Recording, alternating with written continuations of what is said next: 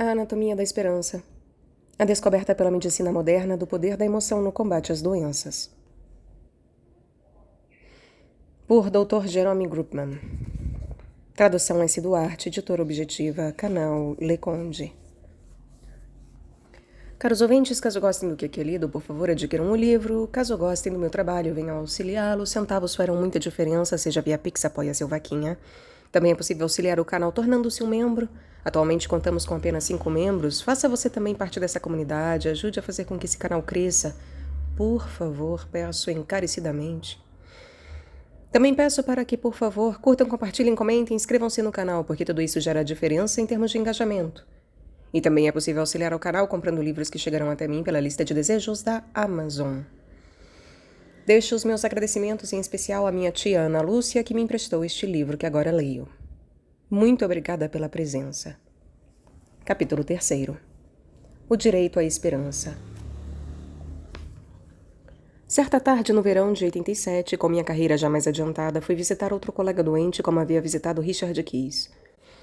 O diagnóstico era de um câncer do estômago em George Griffin, professor da Harvard, presidente respeitado e benquisto do departamento de patologia. A amarga ironia era que o câncer de estômago tinha sido a obra de sua vida. Ninguém conhecia melhor essa doença e sua prognose do que George. Ao sair do elevador do 10º andar em direção à unidade de oncologia, Eric Paulsen, colega especialista em câncer, interceptou-me e me levou para a extremidade oposta do corredor, fora do alcance dos ouvidos das enfermeiras e outros funcionários. É loucura, pura loucura o que George está fazendo, disse Eric.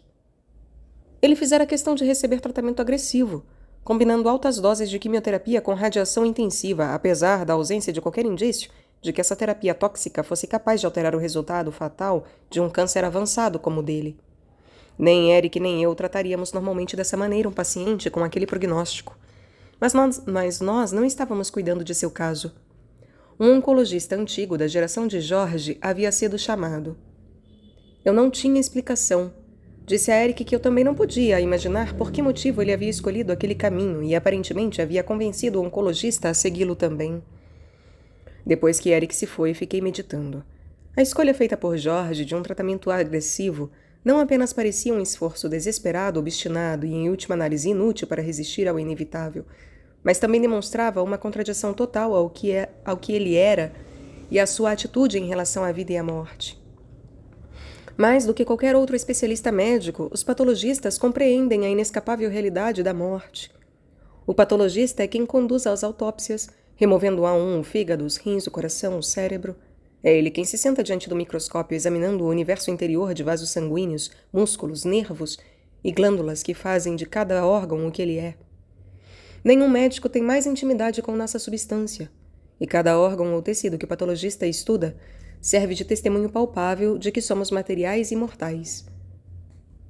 Fiquei pensando por que razão o conhecimento íntimo da morte da parte de George havia provocado uma forma extrema de negação, tão extrema que ele se sujeitava a uma tortura iatrogênica. Ele se arriscava a acelerar seu fim, ou pelo menos privar-se dos derradeiros dias tranquilos em sua casa com a mulher, filhos e amigos. O que Eric Paulsen chamava loucura parecia mais uma triste e autodestruidora perda da capacidade de avaliação. Entrei no quarto de George. Os lençóis o cobriam até o pescoço. Os olhos estavam fechados e encovados. A pele acinzentada, os lábios enegrecidos pelo sangue seco nas úlceras profundas. Fiquei achando por um momento que ele tinha morrido, e eu seria o primeiro a saber. Mas ele abriu lentamente os olhos e me viu. Com lágrimas nos olhos, esforçou-se para falar, mas só conseguiu produzir um murmúrio rouco e ininteligível. Não fale, disse eu. Seus olhos se fecharam, concordando.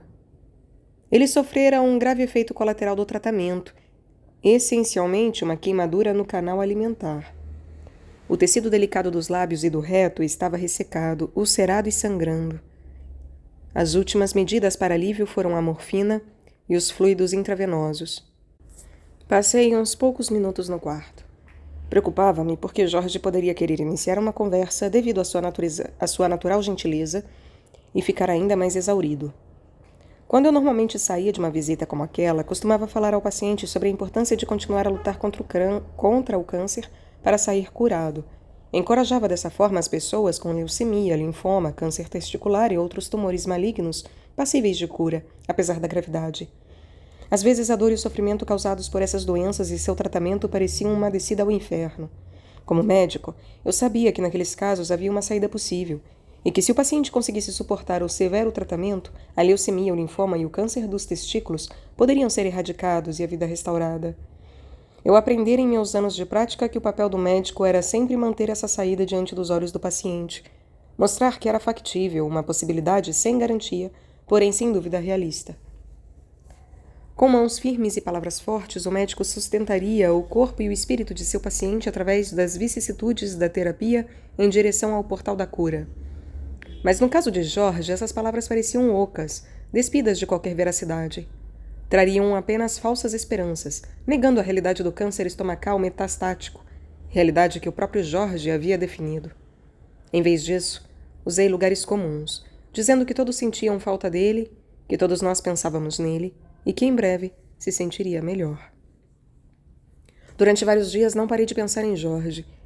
Nem deixei de especular sobre o motivo pelo qual ele se submetera a tratamento tão agressivo.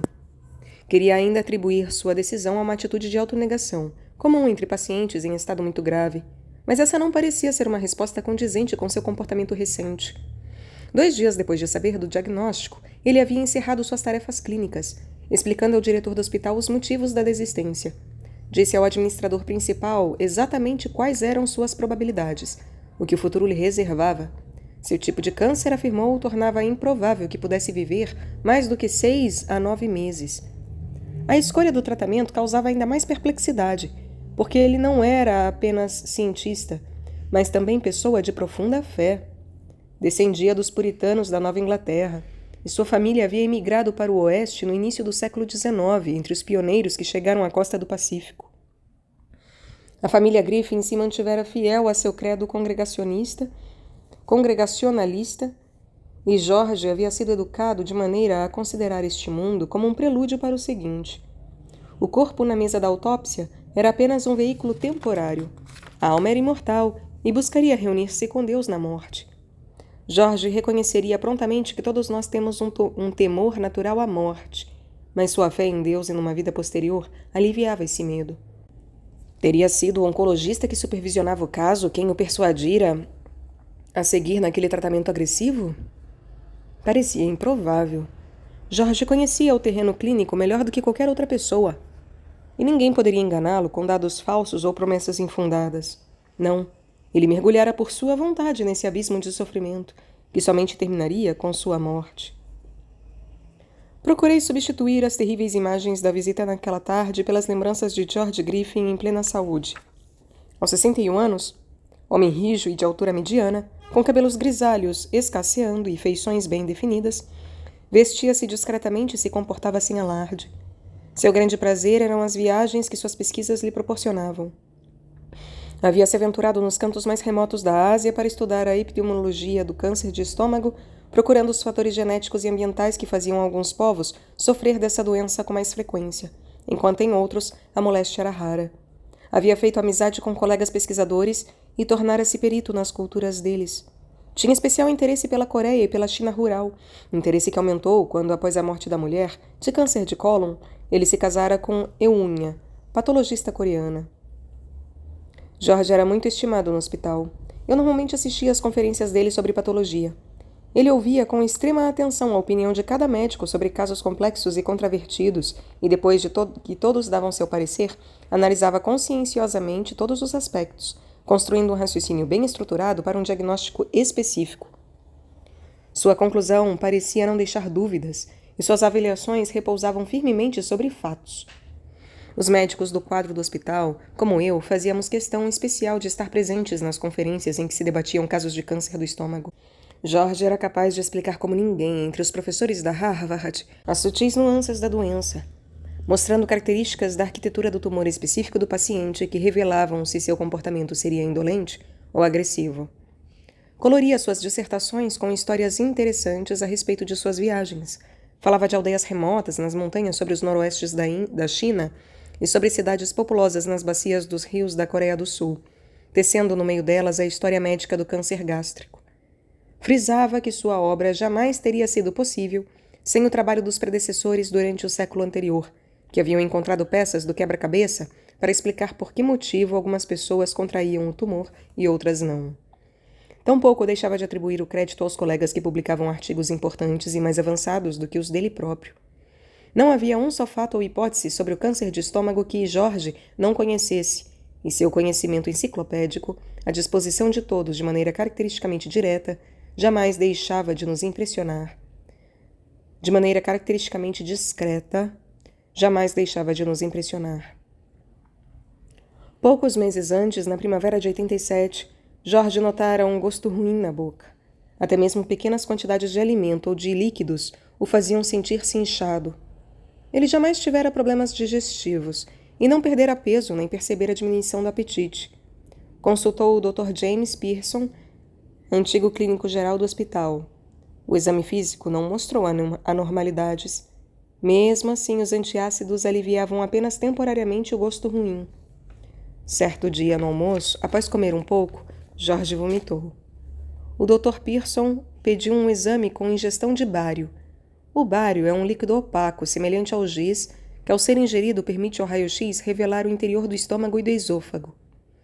Na entrada do estômago de Jorge havia um tumor do tamanho de um punho fechado.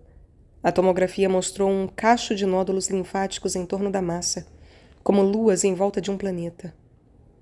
Sem dúvida, a massa e os nódulos denotavam câncer, mas não se sabia com clareza de que tipo seria. Alguns tumores do estômago são tratáveis e curáveis com facilidade. Outros, segundo as pesquisas do próprio Jorge e os estudos de outros médicos, resistem a todas as terapias e são sempre fatais. Foi feita uma biópsia da massa para o diagnóstico. Jorge pediu à esposa que olhasse com ele o tecido da biópsia. Ao olhar o microscópio, Eunha rompeu em lágrimas. Jorge não vacilou.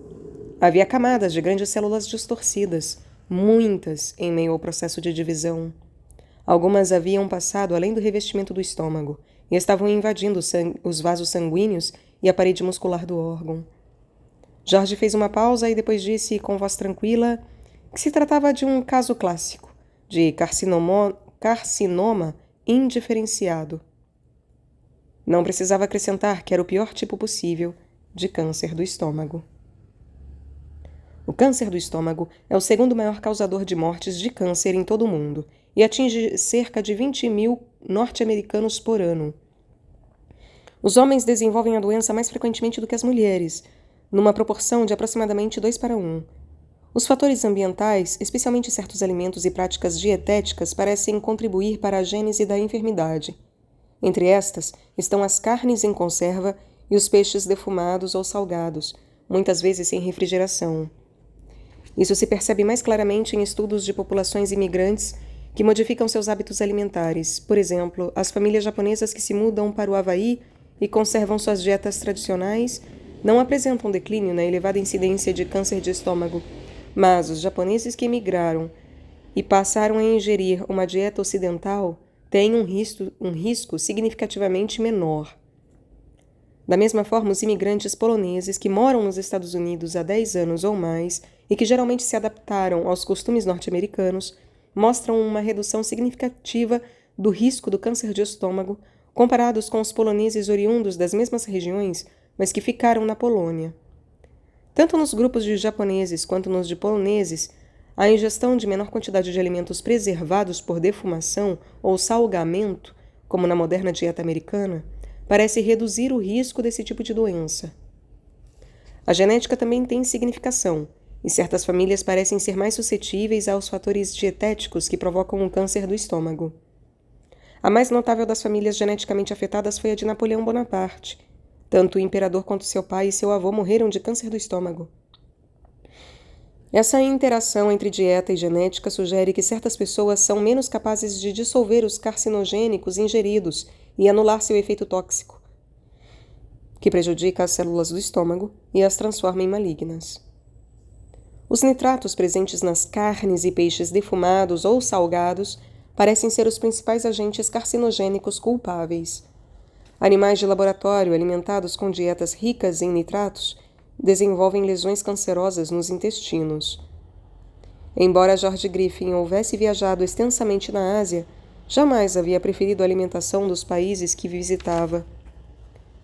Eunha tinha vindo aos Estados Unidos para estudar medicina muitos anos antes de conhecer George e raramente preparava alimentos segundo a cozinha coreana, que contém alimentos muito defumados e salgados. Ninguém mais da família de George tinha tido câncer do estômago.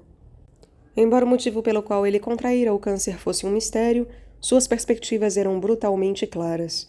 Em casos como o dele, conforme o próprio George dissera ao diretor do hospital, somente 2 a 3% dos pacientes conseguia viver por 6 meses.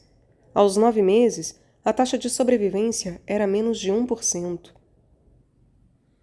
Pouco após o diagnóstico, e antes que iniciasse o tratamento que resultou na hospitalização, visitei George em seu consultório de departamento de patologia. Ele me recebeu calorosamente. Eu tinha vindo consultá-lo para pedir ajuda no diagnóstico de um caso complexo de um paciente transferido de outro hospital. George colocara a lâmina da biópsia do meu paciente em seu microscópio, indicando um par de visores ligados ao instrumento para que pudéssemos olhar juntos. Passeou a lente sobre o tecido, apontando as características específicas que serviriam ao diagnóstico. Um carcinoma broncoalveolar, disse George, mencionando um tipo de câncer de pulmão que frequentemente surge nos tecidos de cicatrização e pode ser confundido com pneumonia, e que enche os espaços vazios com células malignas e fluido inflamatório. George afastou-se do microscópio. Piscou algumas vezes e depois disse pausadamente: "Neste estágio não pode haver ressecção. Como você sabe, o prognóstico do carcinoma broncoalveolar é muito negativo." Eu percebi a atenção em sua voz. "Você conhece também o prognóstico para mim. A administração do departamento de patologia vai ficar a cargo do Dr. Tibor. É um bom homem. Quando precisar, ele estará aqui." Assenti, reconhecendo o que não precisava ser dito. Foram 3 necessárias semanas para que os efeitos da queimadura química resultante das altas doses de quimioterapia ingeridas por George amainassem. O apetite ainda era pouco e a tolerância aos alimentos limitada. Comia pequenas porções e se sentia mal com os líquidos demasiadamente quentes ou frios. Perdera quase 15 quilos. As carnes da face estavam tensas sobre os ossos da maçã do rosto, e as veias do pescoço saltavam. Resistindo aos rogos de Eunha para que descansasse em casa, voltou ao trabalho, passando 2 ou 3 horas por dia em seu consultório, estudando papéis e examinando alguma lâmina. Caminhava pelo departamento como um espectro. Não muito depois que os efeitos tóxicos da terapia se dissiparam, fiquei sabendo que George voltara ao hospital com uma cirurgia programada. A notícia correu pela equipe clínica como uma corrente elétrica. "São esses cowboys, esses malditos cowboys", comentou com azedume meu colega oncologista Eric Paulsen a respeito da iminente operação. Na gíria dos médicos, um cowboy é um profissional ansioso, sempre pronto a cortar ou a receitar, mesmo sem motivo. "Por que não dão logo um tiro na cabeça dele?" exclamou Paulsen. A cirurgia era claramente indicada em casos como aquele, quando o câncer obstrui o esôfago ou o estômago, ou quando há hemorragia interna descontrolada. Nessas ocasiões, o bloqueio tem de ser removido ou a hemorragia estancada. Mas George não apresentava nenhuma dessas complicações. Uma tomografia feita depois da radiação e da quimioterapia mostrou que tinha havido certa redução do tamanho da massa e dos nódulos linfáticos circunjacentes. Isso não era surpresa. Os tratamentos tóxicos em gerais resultavam em algum encolhimento do tumor, a chamada reação parcial. Mas essas mudanças decorrentes da radiação e quimioterapia são transitórias e não alteram o resultado final. Além disso, o escalpelo do cirurgião não poderia remover a multidão de células cancerosas que já teriam penetrado nos vasos sanguíneos de George e passado além dos canais linfáticos, depositando-se no abdômen como uma rajada de chumbo. Esses cachos microscópicos de tumores, que não podiam ser identificados nem mesmo com as técnicas mais modernas, ficariam para trás após a cirurgia. Em poucas semanas cresceriam e se espalhariam novamente. Por isso, o trauma de uma cirurgia mais ampla, anestesia geral, perda de sangue, complicações com infecções e coágulos, nada mais acarretaria a não ser roubar ainda mais dias dos poucos que restavam a Jorge. O caso dele era o primeiro na programação da sala de operações. Eunha tinha passado a noite rezando à cabeceira dele. O cirurgião fez a primeira incisão na extremidade inferior do externo, o osso do peito, e cortou até o início da pelvis. Precisava de um campo operatório extenso, pois se esperava que o câncer estivesse muito espalhado. O estômago tem a forma de um odre português de vinho. O gargalo afilado recebe os alimentos mastigados por meio do longo tubo do esôfago e em seguida os comprime com poderosas contrações musculares no meio do bojo largo e encurvado, ou fundos. Depois que a comida se reduz a uma espessa massa, ela passa à parte inferior do estômago. Na saída há um anel muscular que se abre e fecha como uma torneira a fim de regular a passagem constante do conteúdo digerido para o intestino delgado. A mão enluvada do cirurgião se moveu polegada a polegada ao longo do estômago exposto de Jorge, apalpando as superfícies externas para definir os limites da massa. Era um tumor grande, e isso já se sabia antes da operação, pelos raios-x e a endoscopia. Para fazer a ressecção, o médico identificou cada uma das artérias que fornecem o sangue ao estômago e as pinçou, fechando-as. Depois traçou a teia de nervos entrelaçados que causam a contração e o relaxamento do estômago. Estes foram cortados. O órgão estava agora isolado. O cirurgião moveu o escalpelo ao longo da espessa cadeia de nódulos linfáticos que circundavam o estômago, fazendo uma excisão de cada caixa de nódulos e depositando-os em um leito de gás esterilizada. Ao lado do cirurgião, um patologista recebia os tecidos. Brancos como marfim, de tamanhos que variavam de um grão de ervilha ao de uma avelã, os nódulos linfáticos devem ter assustado o patologista. Era a prova irrefutável da metástase letal, a marcha do câncer pelo abdômen e mais além, tornando-o incurável segundo os critérios aceitos. O cirurgião cortou em seguida um amplo arco começando na parte inferior do estômago, rodeando fundos e finalmente chegando ao gargalo do órgão. O câncer estendera os tentáculos ao esôfago, e seu terço inferior teve de ser sacrificado. Para poder comer, Jorge precisaria de um conduto entre a parte superior do esôfago e o que restava do gargalo do estômago.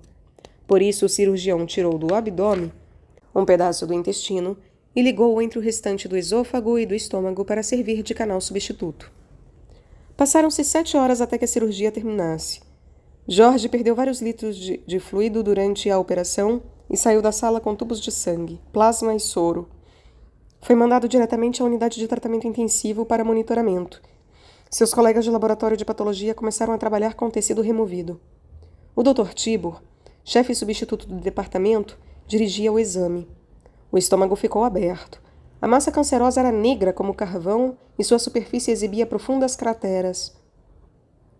O Dr. Tibor passou suavemente uma sonda metálica pela beira de uma das crateras e cortou pedaços de tecido escuro. Os nódulos linfáticos extirpados eram igualmente negros. Necrose extensa, anotou o Dr. Tibor em seu relatório.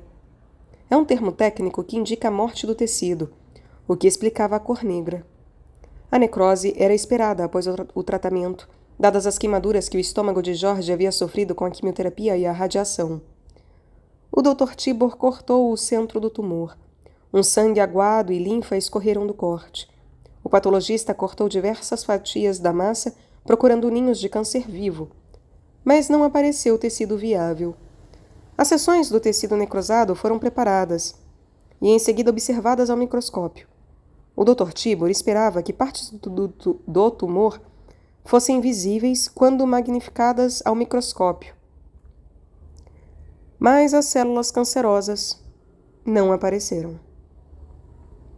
A explicação clássica para o fato de que o câncer não fosse encontrado era estar oculto. Muitas células haviam sido destruídas pela radiação e quimioterapia, mas outras deveriam resistir até mesmo àquele ataque. E essas células cancerosas não eram estáticas. Circulavam pelo sangue e pela linfa, viajando por todo o corpo até encontrar novas residências. Alguns tumores são conhecidos por isso, como o do câncer de mama e o melanoma, cujas primeiras lesões parecem estar erradicadas, mas reaparecem semanas, meses e às vezes anos mais tarde, com depósitos metastáticos no fígado, ossos, pulmões e cérebro. Devido ao caráter agressivo do tipo de câncer do estômago de Jorge, novas massas iriam reaparecer em breve, provavelmente no abdômen e em seguida nos pulmões. O câncer acabaria por encher-lhe os intestinos e ocupar o tórax até matá-lo. Mas Jorge não parecia concordar com esse resultado, ainda que estivesse baseado numa biologia que ele passara a vida estudando. Não muito depois da cirurgia, foi novamente internado no hospital para mais quimioterapia e radiação. Assim como a Eric Paulsen e a maior parte da equipe experiente, entristeceu-me a decisão de Jorge de submeter-se a novo tratamento tóxico, que parecia inútil. Houve certa modificação no regime do tratamento. A dose de radiação foi reduzida e ele foi poupado da droga que fora a principal culpada das queimaduras químicas.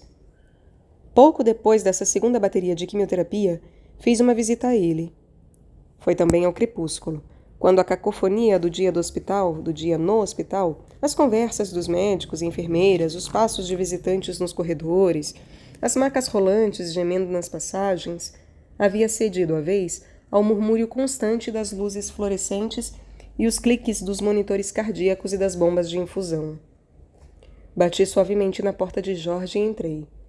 No lusco-fusco, sua pele tinha um tom quase metálico. As maçãs do rosto estavam ainda mais encovadas do que quando eu o vira anteriormente, poucas semanas antes. Ele estendeu a mão. Estava morna, e suspeitei que tivesse febre. Seus lábios estavam outra vez feridos.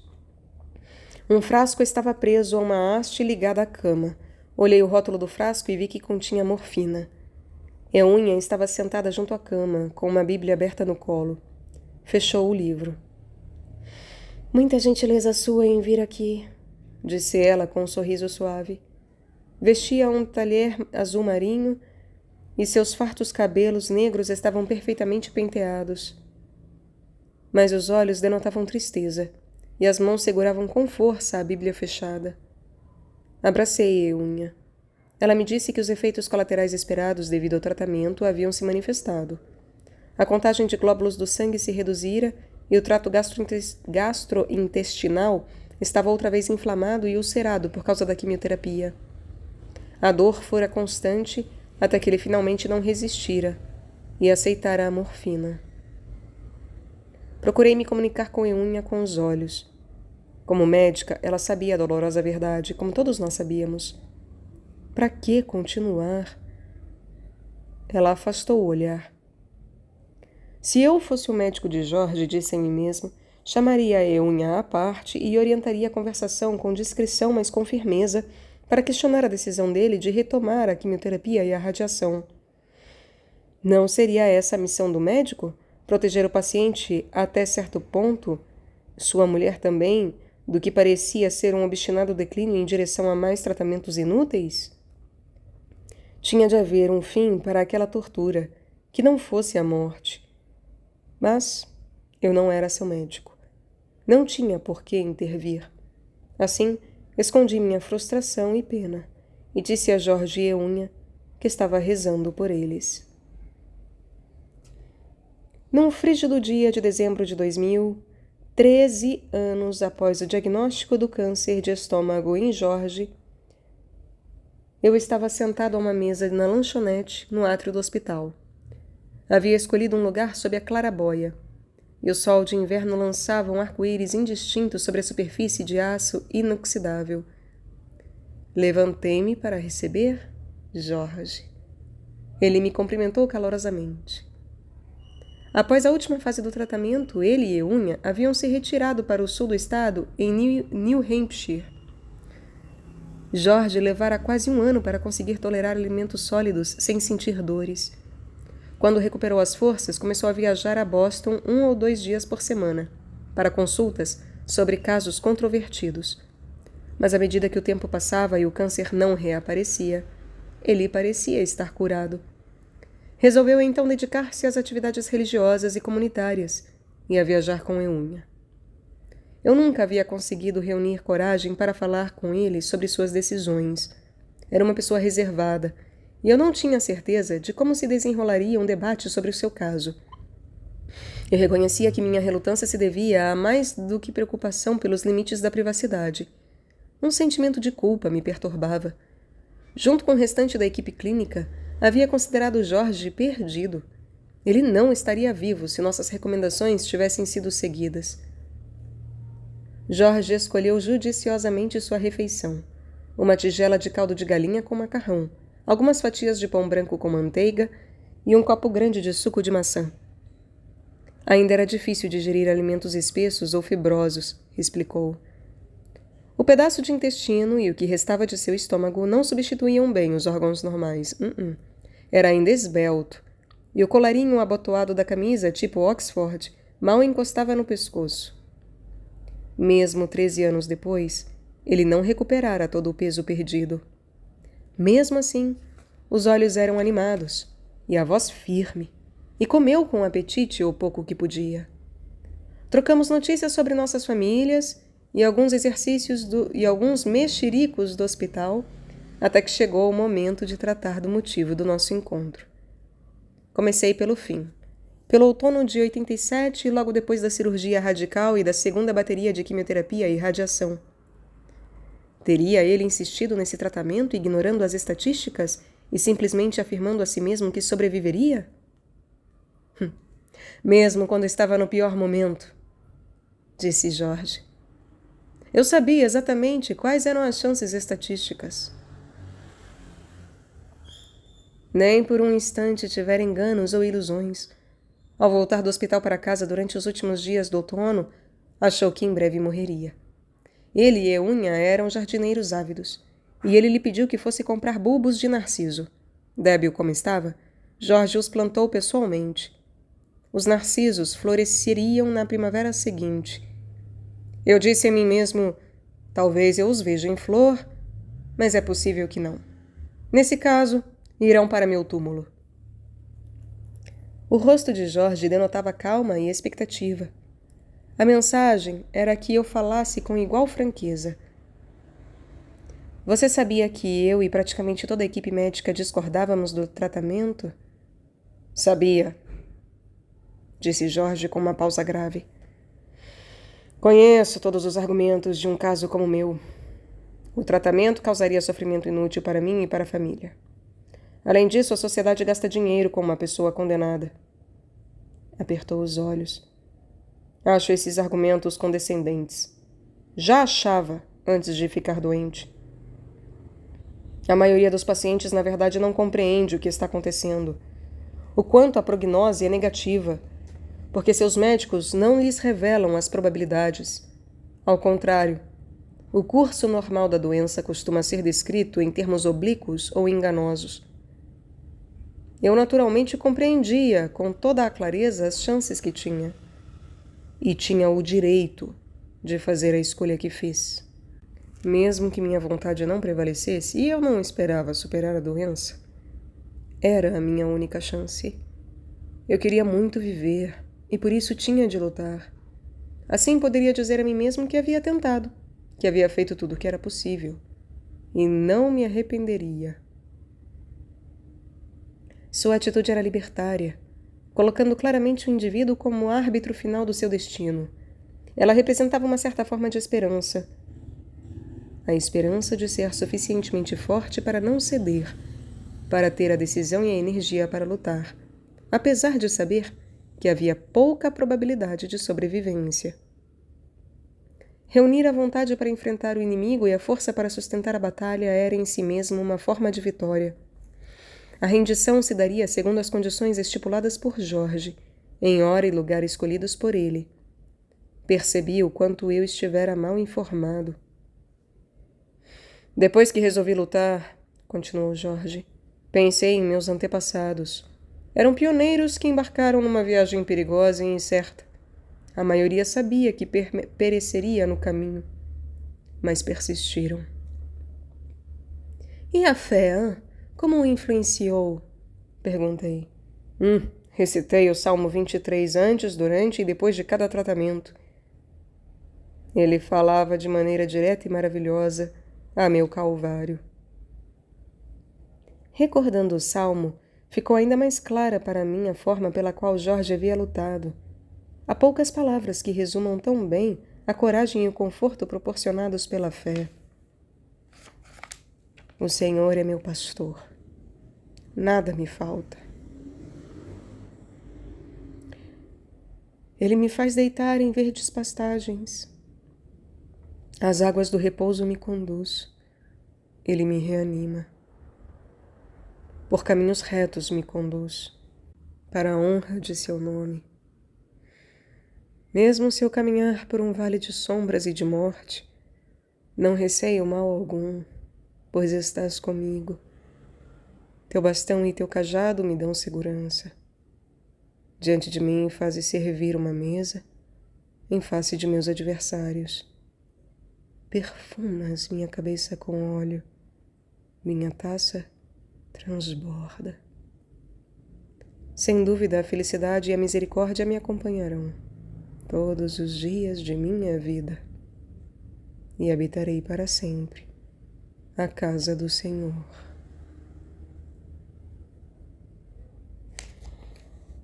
Jorge disse também que havia obtido grande conforto por saber que muitos rezavam por ele. As distâncias que tinha viajado em sua carreira e a diversidade do departamento que dirigia o haviam feito entrar em contato com médicos e cientistas de muitas crenças. Cristãos, judeus, hinduístas, budistas e muçulmanos, todos o mencionavam em suas orações. Eu também tinha rezado por ele. Mas não ousei pedir a cura. Parecia presunçoso. Era pedir demais a Deus. Em vez disso, rezara para que Jorge não sofresse. E disse isso a ele. Eu sou cientista. É difícil ser ao mesmo tempo homem de fé e homem de ciência. Respondeu. Compreendi o que ele queria dizer. A ciência moderna não dá espaço a crenças não demonstradas. E na época, o estabelecimento médico não considerava que a fé fosse fator significativo na saúde ou na doença.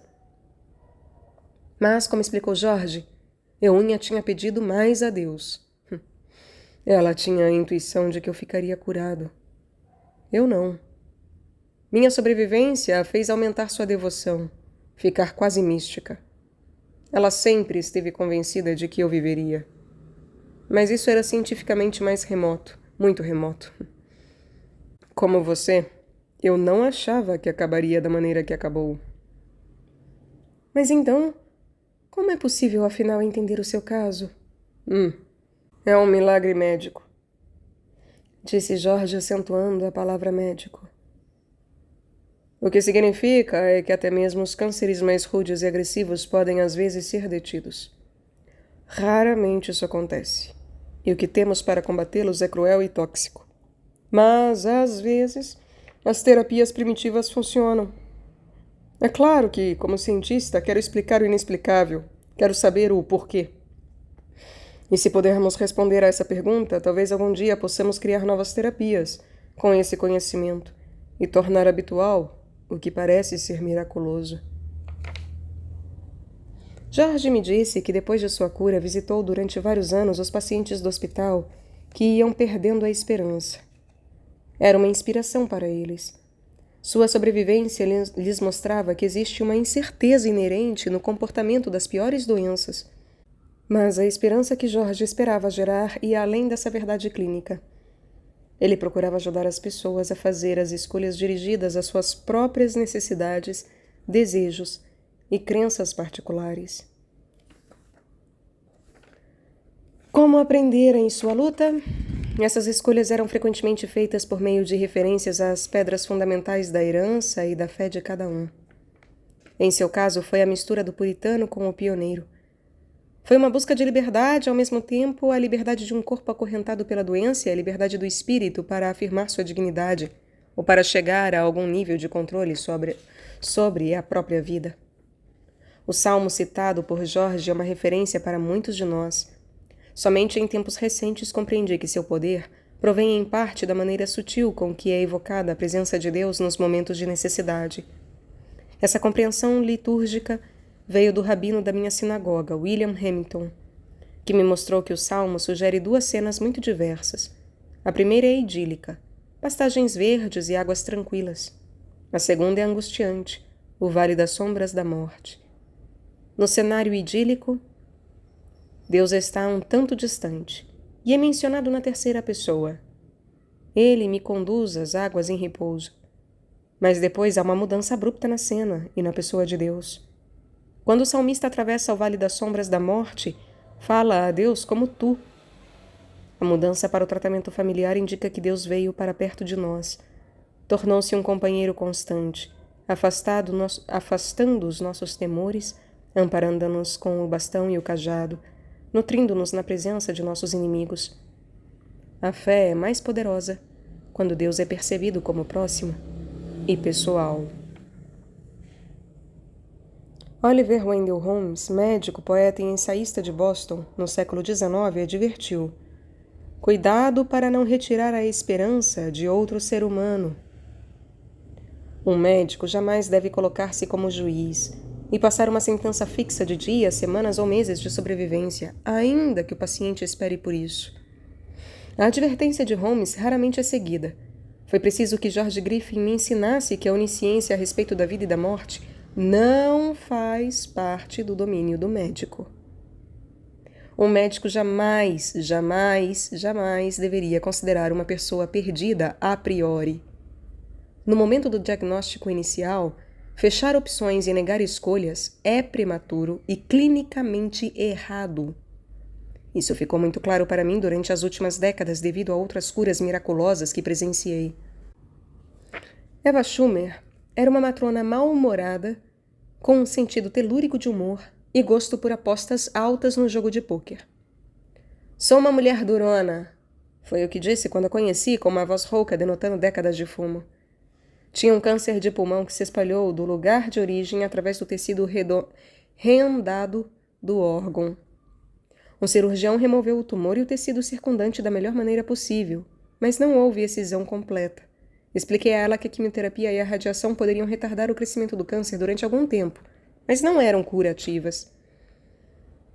Essas foram as piores cartas que já recebi, replicou ela secamente. Após um momento de reflexão, disse que não iria sair da mesa de jogo. Em sua opinião, esse tratamento era um blefe, que em algum momento tinha de ser visto.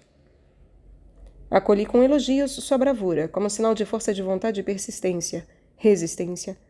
Mas expliquei que poderíamos causar mais mal do que bem, que o tratamento podia provocar complicações capazes de prejudicar a qualidade de vida dela e até mesmo encurtá-la.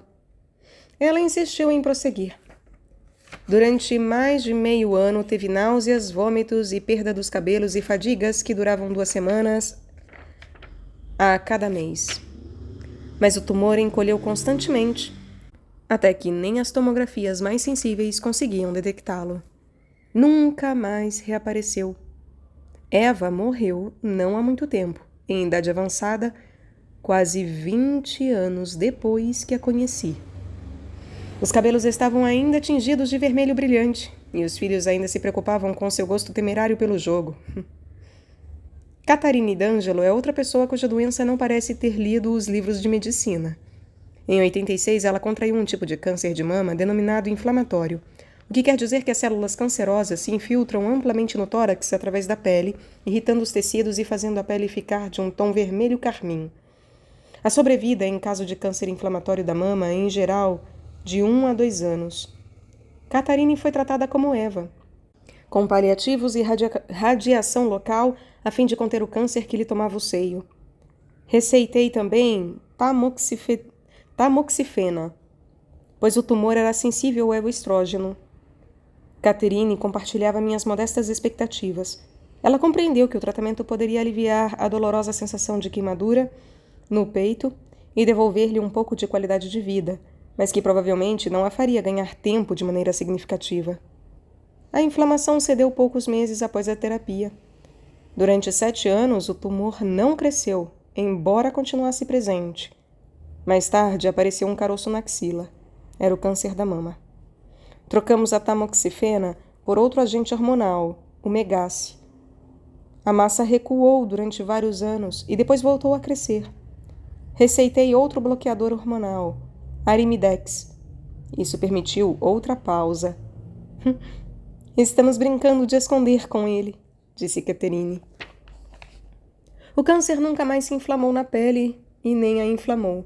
Ao contrário, pareceu haver mudado de biologia, crescendo em forma de pequenos tumores do tamanho de grãos de ervilha em volta do seio. A cada vez, felizmente, encontrando o tumor logo a seu aparecimento, conseguíamos expulsá-lo com drogas bastante toleráveis. Em termos estritos, Catherine não estava curada. Há células cancerosas à espreita em seu corpo, mas o curso clínico contradiz a trajetória que o câncer inflamatório da mama deveria ter seguido. Como George Griffin e Eva Schumer, Catherine não se rendeu desde o início. E por não se render, manteve a vida. Antes eu hesitava em contar estas histórias aos pacientes e suas famílias, temendo suscitar falsas esperanças. Os que compreendem sua situação e escolhem o caminho de George não são loucos, como disse Eric Paulsen, e não o fazem por negativismo, como eu acreditei. Cheguei a compreender que a decisão não é tão simples assim. A minha função é proporcionar escolhas e compreensão. Ter esperança, mesmo nas circunstâncias mais extremas, é um ato de desafio, que, como explicou George, permite a uma pessoa viver sua vida segundo suas próprias condições. A capacidade de suportar faz parte do espírito humano, que assim cria a oportunidade para que aconteça um milagre.